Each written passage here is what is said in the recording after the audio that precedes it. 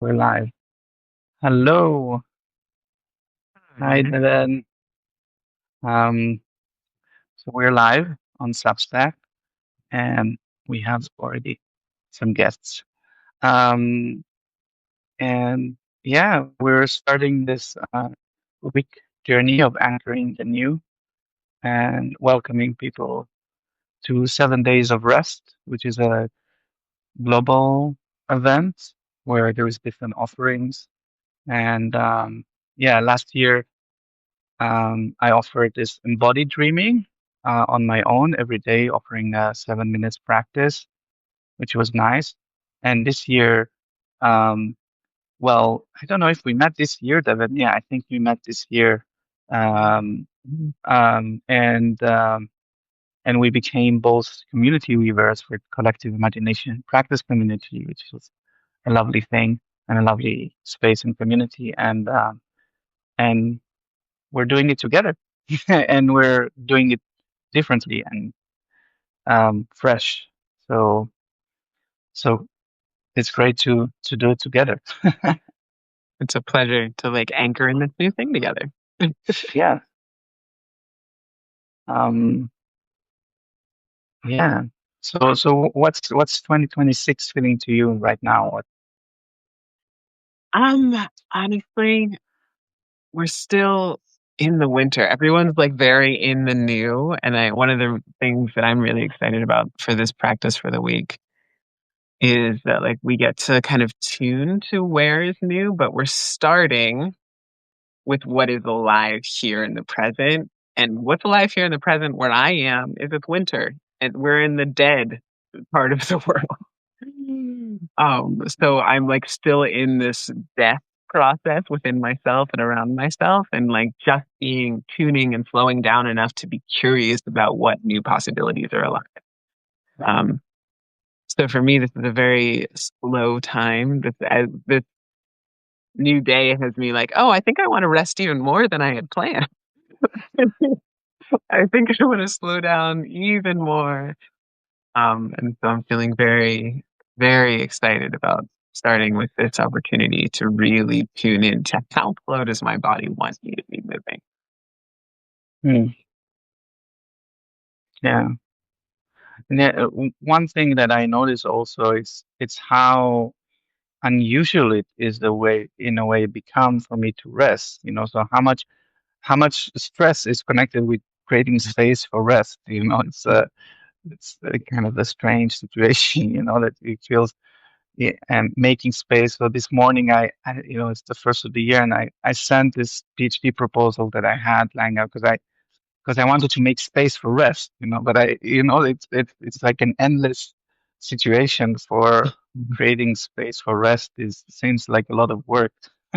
Um, Maybe because like there is like a sort of, we get programmed to work and to do and achieve, and then maybe there's a part of the brain that is kind of, oh, rest, what do I do?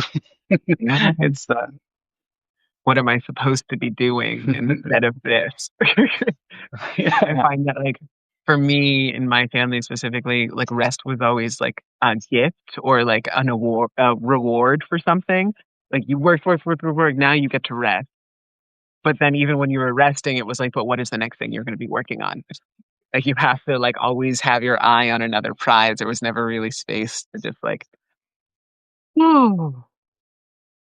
And Mm, there was often for me, and I find this a lot with my disability, is there's so much guilt around resting. There's so much guilt around, yeah, and I should be doing this, or I'm not doing this anymore. I used to be able to do this. Why can't I do this anymore? Why am I not pushing myself harder to get to that thing, to be able to do that thing? When rest is it's not optional for me anymore. It's a mandatory thing. And getting over the guilt to do the thing that I need to do for my own well being was a whole hurdle and continues to be sometimes. yeah, yeah, it's interesting to think, and just welcoming the people that are with us in the chat. We have Johanna and Katayami, um, and maybe two more people. And yeah, we're doing it on Substack, but we're also have a Signal group for this group of people who are taking this um, brave rest journey. um, Simple, but I hope profound moments of practice and space of yeah, and we called it anchoring the new. So maybe we want to say something about why anchoring the new and maybe a bit more of what we have planned or for it. And we might do a little practice here and yeah, just to invite people also to get a sense of what it is. Yeah. Would you like to start, or you want me to? Um, yeah, no, I think you should start, and I'll just say that I feel we have a plan, but the plan is to go with the flow and be open to what needs to happen, sort of, and kind of really sensing into the new is really that the practice of kind of coming with a certain openness, a certain possibility of change, and following that. So that's um, and saying that it's good to have some structure where you can kind of flow into it somehow. So I feel there is sort of a balance between holding the structure that is flexible, that is flow, that is directed towards flow, and that is also safe and help, right? Um, yeah. I think that was one of the things that felt the most important to me when we were putting this together, is that this didn't have to be like, you have to be at this place at this time to do this thing at this, like every single day for the, like, then it becomes another stressful thing you have to do, rather than like finding the space that arrives to rest in your own system and then meeting the practice from that place. So I'm really, really excited for the flexibility that we've built into this. And then also excited for the little check-in moment that we get to like really bring everything that's alive for people, bring it together. Because I think all of this work, like when we're slowing down enough to find ourselves, to listen to ourselves, to listen to the rhythms of nature and the world around us. Plainly put, it's easier to do when you're doing it with other people. um, they're the reason that we thrive in community. And so finding some space for that opportunity. Mm. So I am one of the beings in this world that does not generally sync to the Gregorian calendar and the Gregorian New Year. Um, and I think that we cannot ignore the pattern of the system of empire, right? So we are at this place of 2026, which is the 1 year, which I'm sure a lot of people have heard about the numerology around this being a 1 year, being in the beginning and the closing of this 9 year cycle. But something that also feels really alive for me is, especially where I'm living in the United States, but I think anywhere where like empire is large and loud, is this kind of like building up that's happened in the last few years. It's almost like this pressure that has been building and building. And it kind of feels like this moment of like, we're kind of waiting for something to shift. We're waiting for some like moment of like, oh, we're not doing this anymore. um, and I've been feeling that in a lot of different ways. I also can say that I know that I feel this, but there's like the climate clock. Like there is also a climate change moment of like we're kind of waiting. She's getting angrier and angrier. We're getting more hurricanes, more earthquakes. All of these major, like the temperatures are rising. There's just kind of this like something is building. And to me, that point, that like when we hit those moments, those shifts, and really, as we've seen the building of those in the last few years, it is so easy to get lost in the chaos of it all. It is so easy to get lost in the everything coming in all of these different directions, the overwhelm, the despair, even the fear. And it feels really, really important when we're moving from a place, when we're moving through a place of such chaos, that we have anchors. that we have the things that we know, the things that we trust, the things that we can lean on or lean into when there's so much unknown around us. And so at this moment of shift, at this moment of the 1 year, at this moment of um, something about to change, it felt really, really important for us to come together and anchor this energy, anchor it in something that felt that we know to be real. To me, a lot of the chaos of empire, a lot of the system of empire is we do a lot of imagination work, me and Yuri. It is the imagination of a very few, very rich white men that were trying to keep and maintain their control in the world, right? And the people that I feel are really called to do this kind of work are really tuning to like, what do we want to imagine? What's the new that we want to create? What's the new that will support and nourish us through the world? And when we're at this moment of shift, at this moment of transition, we can get really excited about our dreams and our visions and our community plans and even that when a hurricane comes through, when an earthquake happens, the chaos comes back around. But if we can anchor all of these new visions, all of these new plans, all of these hopes and dreams that we have in something that we know we can count on, we can lean into, there's there's a staying power.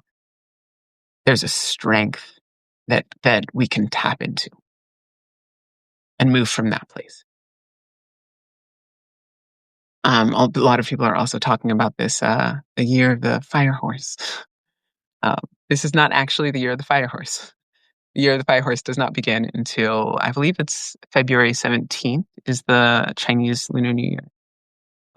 So we're still technically in the year of the snake. We're still in the shedding.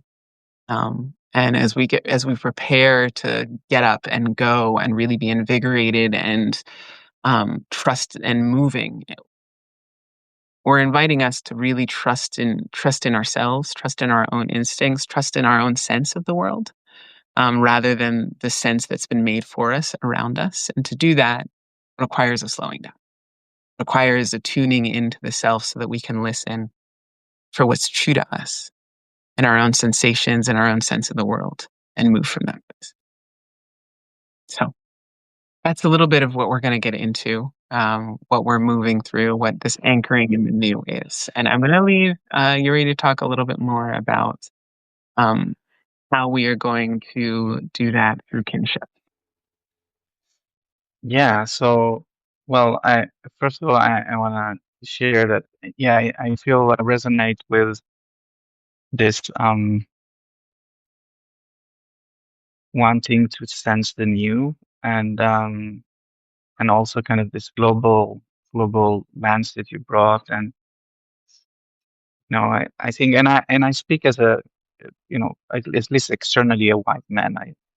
Um, Heterosexual, Jewish, European origin, Ashkenazi, so 74.9% Ashkenazi Jew, according to DNA.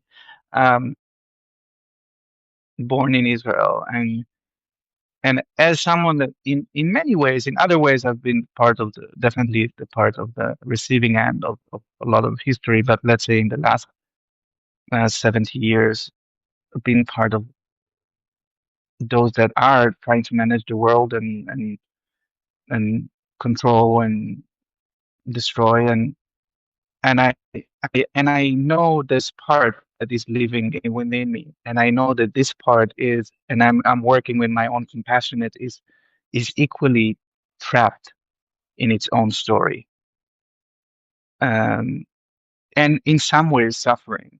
In spiritual ways, not in and that part and that compassion that I learned from my teachers, from basic goodness, the principles of that is what takes me to be in radical compassion towards the whole of me, which includes also those who are, part of this old story, and maintaining it, and knowing that I'm doing this work in a way also for them to be able to grasp to something new, because there's no way that we can shift this story without everyone shifting, so every single one of us needs to be able to shift at the same time. Just kind of wow.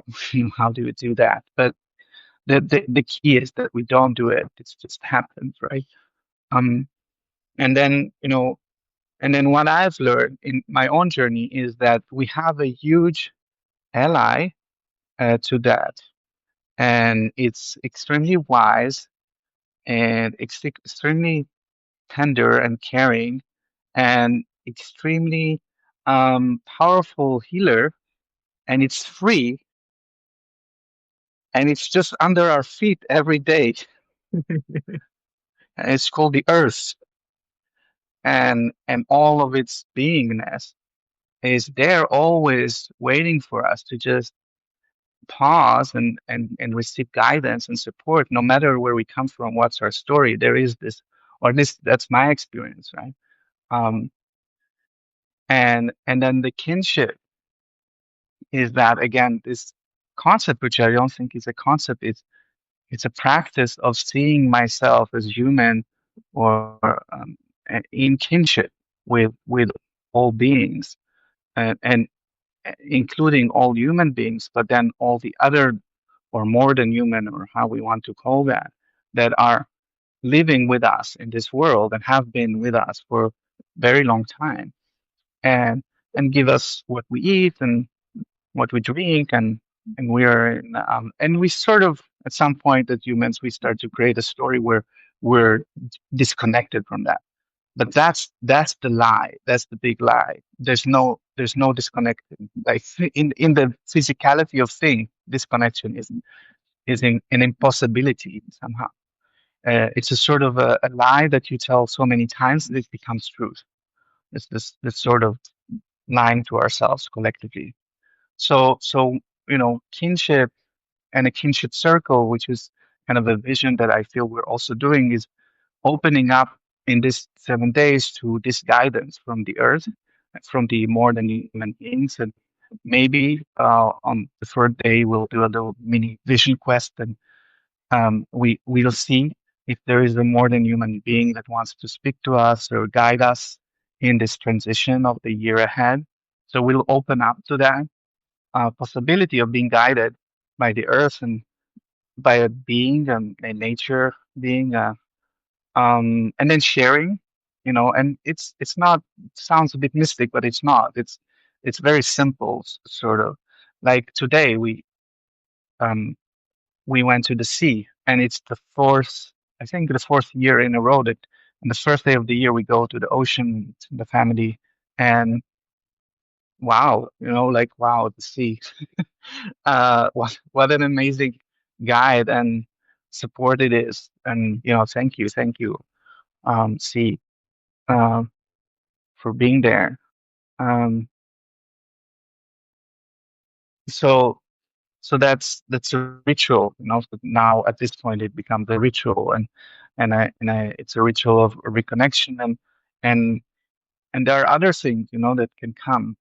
And we are also, I think we talked, we are also nature. So also our bodies and all of our bacteria and organisms. So that's as well. That's another thing that we need to put ourselves in alignment. And it's very easy to come out of alignment. And I just ate a lot of things and the party and oil and this, and I feel like, oh, now I made a whole war with my body. And you should figure out how to create a peace treaty with it and be more attentive, and remember that it's very easy, no matter how much I do this work and practice, it's very easy to fall into some patterns that are in me, that are out there, and I can fall into them. And in order to not fall to them, I need to be able to find ways to anchor into that quality that I'm seeking, or that is seeking me, of connection, of kinship, of, for lack of a better word, health, or kind of well-being, or being healthy, Again, I'm not talking about a medical type of healthy necessarily, but it more like yeah, mm, yeah. I think yeah, yeah. What I hear in that especially is like the earth, the natural world wants to be in relationship with us. Like the trees know when another tree is sick because they're constantly listening.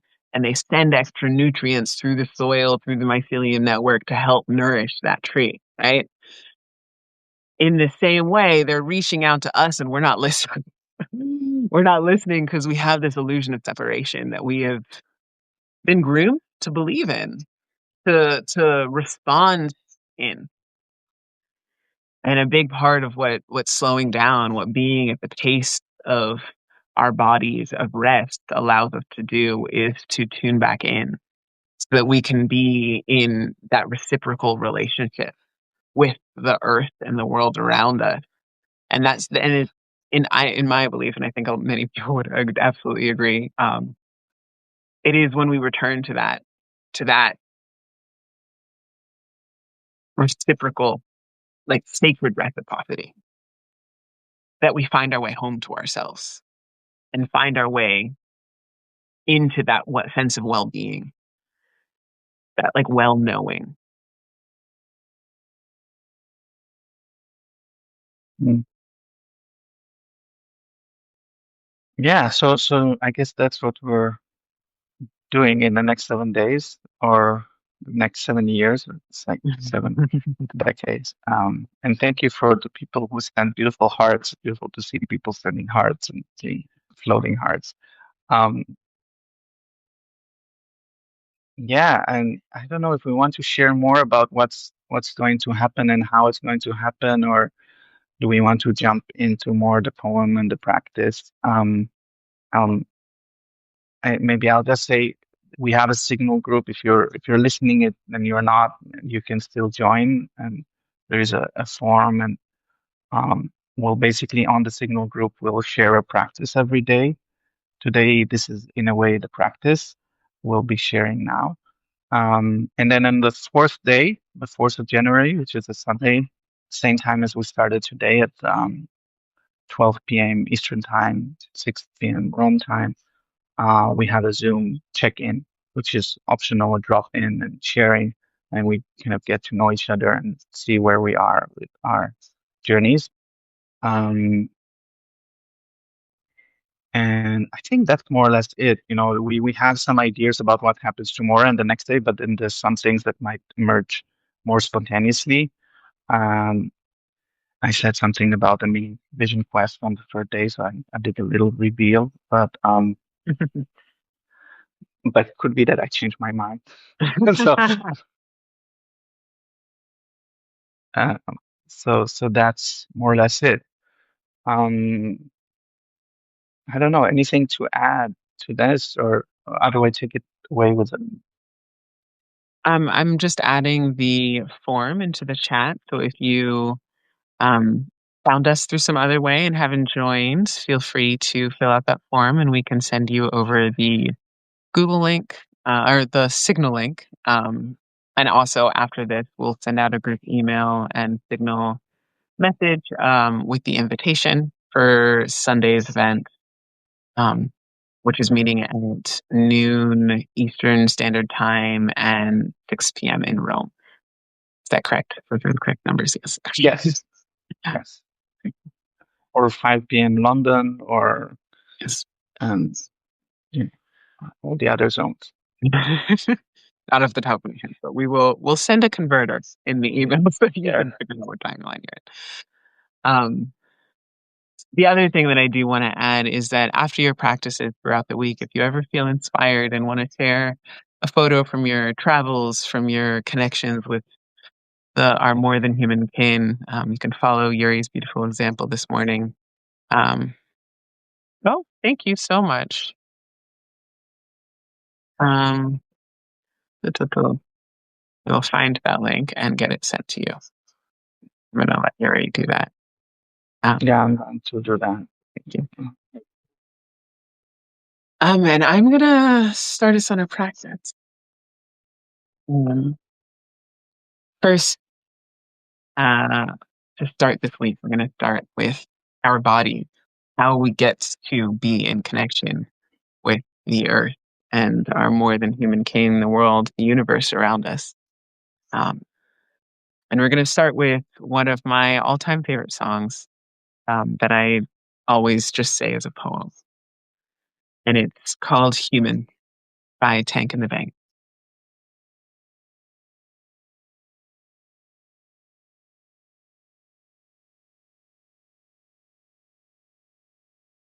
If anybody ever forgot to tell you, you are important.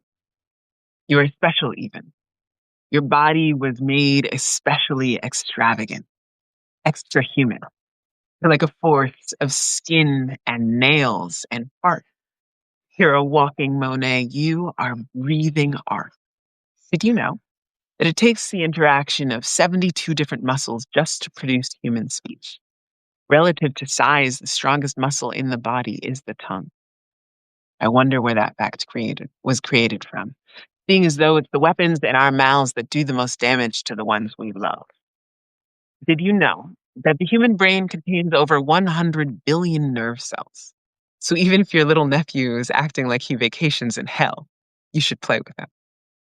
I'm sure your attention won't cause a deficient amount in nerve cells. Us women, we blink nearly twice as much as men, so keep looking.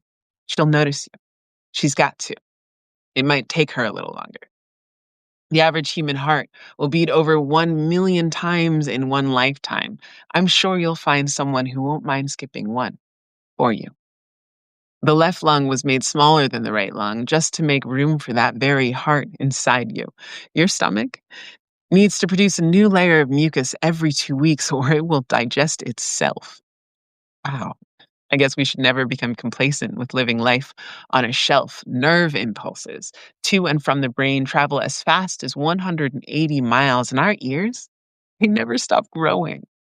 There is a reason for every limb and interaction. Body, my God. It's like he created it like an instrument. Every year, about 98% of the atoms in your body are replaced. You were born with 300 bones. When you get to be an adult, you have 206.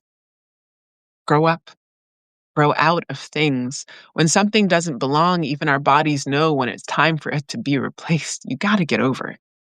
You have to continue to live. There are too many more interesting lessons. 15 million blood cells are destroyed in the body every second. If your body can get over it, you can get over that last relationship. Believe in your brilliant body. Believe in faith. Believe in luck. The surface of human skin is 6.5 square feet, so you gotta toughen up. Your body contains enough iron to make a 3-inch nail, sulfur to kill fleas on an average dog, carbon to make 500 pencils, fat to make 7 bars of soap, and enough water to fill a 10-gallon tank. Fuck superheroes. You're human. You're incredible. You're valuable. You're a life force. You're a walking Picasso. You're creatively created. You're handmade. Like praying, you piece of the creator, you human you. And if you never knew that that was enough to just be, well, you obviously don't know.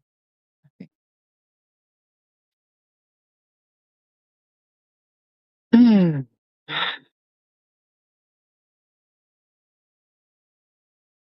Walking Picassos. Yes, and maybe we can stay with this poem, the resonance, and seeing ourselves as an artwork, and and just maybe take a moment to appreciate. I feel artwork. It's nothing without appreciating it. So we Mhm. need to appreciate our own artwork. So maybe just take a moment and just appreciate the artwork that we are. and you can close your eyes or keep it open, but just kind of look inside, and appreciate your chest and your shoulders and your neck and your the the mouth that allows you to breathe, and the nose and the eyes and everything that you are physically, and everything that you are beyond this physical as well. And the artwork, which is your um, experiences and stories and families and friends and hardships and challenges and gifts and dreams and all that you are, and all that you still can become through this life and the next. So if that's, and it is an artwork, what kind of artwork it is, and let's reflect on what unique artwork it is. And right now everyone can create a Picasso just asking ChatGPT. So that's already over. Just that's so just figure out your. There's no Picasso anymore. There's Devyn, there's Uri, there is Helen, there is Dayani, there is um, Joanna. You're the artwork. So appreciate that artwork. So that's in a way the practice for today. Invitation is to appreciate the artwork, which is you and all that is you and all that you can become. And you can do it for 2 minutes or for 5 minutes, or just spend the rest of the day appreciating the artwork. And yeah, and just maybe another word about that the artwork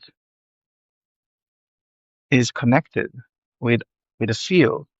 The artwork without the gallery, without the other artworks there is nothing. So take this appreciation into your family and friends and whoever is around you, or your cat or your plants, because they're the artwork with you.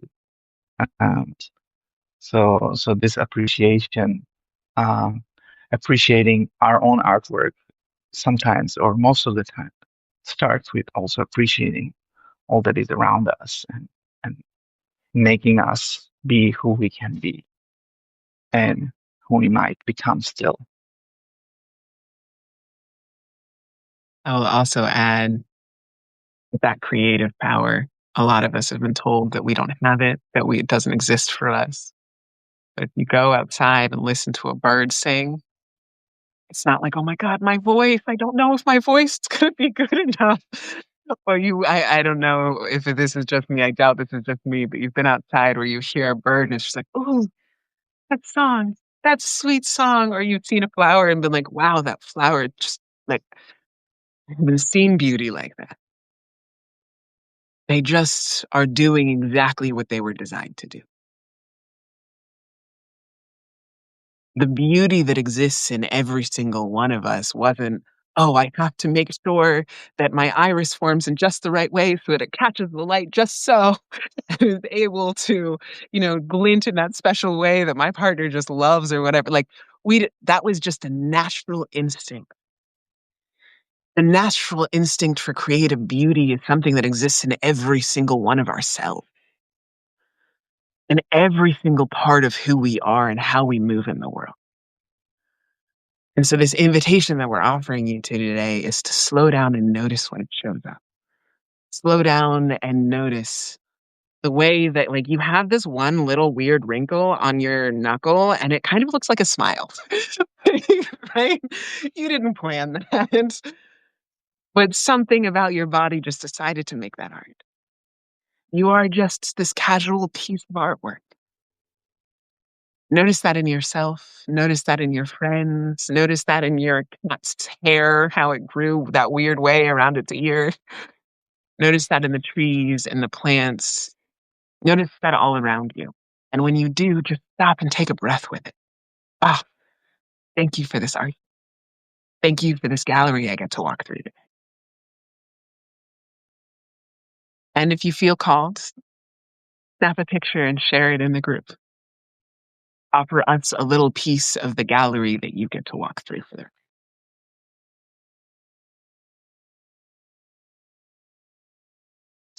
Yeah.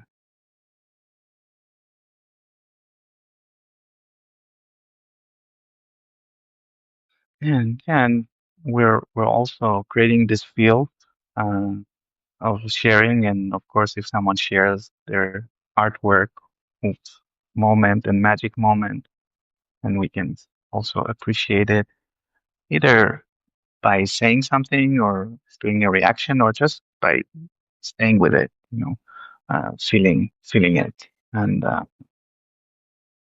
yeah, appreciating. Nice, just appreciating, um, appreciating each other and our incomplete work in progress beingness, which is the art in itself. And I think it's in writing, Absolutely. Joanna made a small artwork of ourselves. Yeah, why not? We can do it. Let's do that. Um, and what we would display, that's the question. And yeah, I think that's it. That's the invitation for now. And tomorrow we'll continue the journey in the group. And we have another input. And yeah, even if, it could be that you join at some point later on, not on the 1st of January, and you're hearing that, being invited to join wherever you are. And if you have to skip a day, then that's also okay. You're invited to join when you're joining. So, kind of trusting, that's also another trust in the field that, it's not I came too late, don't feel sorry about you came too late. You need to, I apologize. We don't care. Well, it's not that we don't care. It's you came because you were called to come right now, right here, and that's a gift. And we appreciate you and how you are when you are. So, um, be invited to join in the way that makes sense. And if you feel lost, you can ask for input, direction. We don't promise we have all the answers, but we'll try. Do our best. Yeah. Beautiful. Well, thank you for this time, for joining us this morning, and or this afternoon, this evening, and we look forward to the rest of the journey together. Yes. Um, and I'll send those who do on the form. You also get a calendar link, and also follow for the fourth, and then we can also see our beautiful faces or speak, hear each other. So looking forward to see you, and know you and see how you're doing.